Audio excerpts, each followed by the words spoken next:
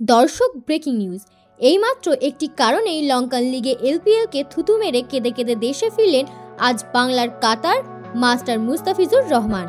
দর্শক বিস্তারিত জানতে ভিডিওটি না টেনে শুরু থেকে শেষ পর্যন্ত দেখুন। এখন পর্যন্ত এলপিএলে 5টি ম্যাচে খেলার সুযোগ পেয়েছেন, যার মধ্যে 4টি ম্যাচে বল হাতে খরচে থাকলেও প্রতিটি ম্যাচে একটি করে উইকেট শিকার করেছেন তিনি। তবে একটি ম্যাচে উইকেটবিহীন ছিলেন ফিজ। আর তাই এলপিএলে বাজে পারফরমেন্স করায় টানা একের পর এক ম্যাচে একাদশের বাইরে রাখেন ডাম্বলার ক্যাপ্টেন মোহাম্মদ নাবি। এবং এই মোহাম্মদ নাবি সংবাদ মাধ্যমে ফিজকে নিয়ে বাজে এক মন্তব্য করেন। তিনি বলেন, ফিজ বোলিংয়ে আসলে 50+ রান দেয়, আর ফিজের মতো বলার আমাদের দলে থাকলে ম্যাচ জেতাটা অনেক কঠিন, আর সেজন্য টানা কয়েকটি ম্যাচে একাদশের বাইরে থাকেন ফিজ।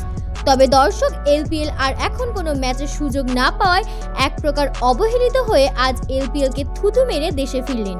তো দর্শক, আপনাদের কি মতামত ফিজ এলপিএল ছেড়ে চলে আসায় তা জানিয়ে দিন আমাদের ভিডিওর কমেন্ট বক্সে। ধন্যবাদ।